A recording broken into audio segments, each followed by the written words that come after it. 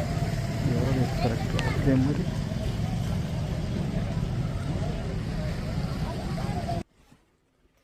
నమస్కారం మిత్రులారా. బిచ్కుందాలో ఒక చిన్న సంఘటన చూసిన గతంలో. ఎందుకంటే నా చదువు అంతా బిచ్కుందలోనే జరిగింది. ఇంట్లో ఉడుస్తుంటే భార్య ఒక సేటుగాడు నలుగురు ఉన్నారా అని కూడా చూడలేదు, గట్టిగా అరుస్తున్నాడు. ఎందుకు అంటే భార్య షాక్ అయిపోయింది. ఏంటండి ఎందుకు ఇట్లా మాట్లాడుతున్నారు అంటే, నా కంట్లో దుమ్ము పడుతున్నదే అంటున్నాడు ఆయన. ఆ పౌరుషం, ఆ తిట్లు, ఆ ప్రశ్నించడం ఏం రోగమైంది ఇప్పుడు లేదు. బిచ్కుందా మెయిన్ రోడ్ నుంచి వస్తుంటే సెంట్రల్ లైటింగ్ సిస్టమ్ కోసం ఎంతో దుమ్ము ధూళి అంతా పడి నోట్లో, ముక్కులో, కంట్లో సర్వనాశనం అవుతున్నారు. అయినా మాట్లాడే దమ్ము లేదు. నేను సూటిగా అడుగుతున్నా సేటుగాళ్ళకు, మీకు పెండ్లాల ఏదైనా చిన్న మిస్టేక్ చేస్తే వచ్చే కోపము ఎక్కడ పోయింది అంటున్నా, ఎక్కడ పోయింది? కొద్దిగైనా తెలియాలయా, చెయ్యాలా, పోరాటం చేయాలా.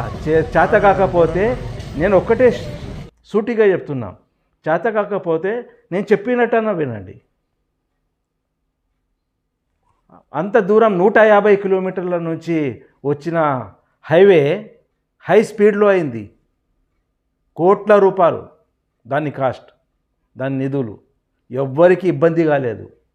కోట్లలో అయిన హైవే రోడ్డు, సెంట్రల్ గవర్నమెంట్ చేసిన హైవే రోడ్డు ఎంత ఈజీగా అయిపోయిందంటే మనమే మూసి కను రెప్ప తెరిచే వరకు అయిపోయింది అది. మీరు ఎందుకు, మీకు సోయి రావడం లేదని నేను సూటిగా అడుగుతున్నా. సోయి లేదా, చెప్పాలనే లేదా? ఒకటే నా మనసులో ఉన్న మాట చెప్తున్నా. మీకు భయం ఉంది.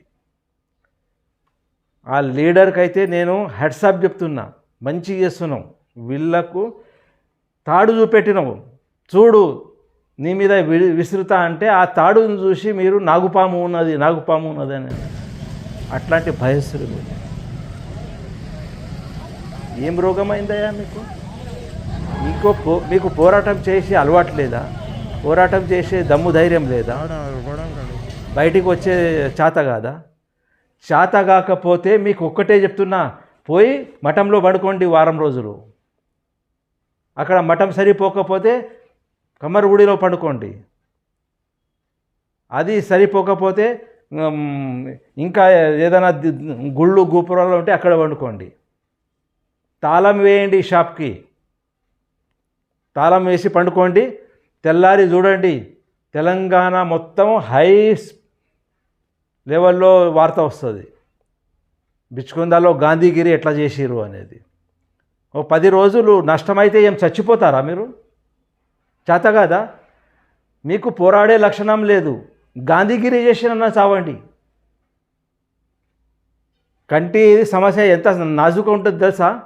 కంటిది కంట పోయిన తర్వాత, ఆ తర్వాత ఏదైనా ఇబ్బంది అయితే, కన్ను పోతే తర్వాత 100 కోట్లు పెట్టినా కూడా కంటి చూపు రాదు. ఎంత ఘోరంగా అయిపోయింది. పోరాడలేరా? అంటే ఏం చేస్తారు? నిజంగా చెప్తున్నా, ఆయన చాలా మొగోడు. ఆయనని నేను అభినందిస్తున్నా. మిమ్మల్ని బాగా అబ్జర్వ్ చేస్తున్నాడు ఆయన. మీ గాంధీగిరిని ఆయనకు వరం అయింది. ఆయన కరెక్ట్ దిగిండు. దేవుడు పంపించిన దూతలాగా వచ్చిండు ఆయన. చేత కాదు మీకు అసలు చీము నెత్తురు ఏదైనా ఉంటే మీరు ఆ మైండ్ మీద తీసుకొని మాట్లాడతారు. మీకు అది లేదు. ఒక 10 రూపాయలు లాస్ అయితేనే ఆ రైతుల మీద, కస్టమర్ల మీద ఎగిరి పడే సేటుగాళ్లకు చెప్తున్నా, కనీసం సమాజ సేవ కోసం సోషల్ సర్వీస్ చేయండి.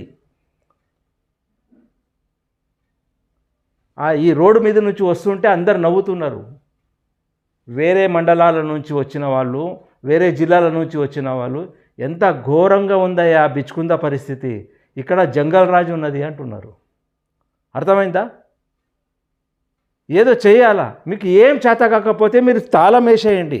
తాళం వేసి గ్రూపులు 50 మంది 100 మంది అట్లా అందరు కలిసి ఒక దగ్గర పండుకోండి, తినండి, బాత్రూమ్ పోండి, తినండి, బాత్రూమ్ పోండి. మీరు ఏం చేయొద్దు. మీకు ఎవ్వరు ఏమన్నారు. మీకు ఇంకా భయం ఉందా? బిచ్చుకుందాలో పండుకుంటే ఇంకా తీసుకుపోయి లోపల వేస్తారని భయం ఉందా? పోయి వేరే జిల్లాకు పోయి కూర్చోండి ఎక్కడన్నా.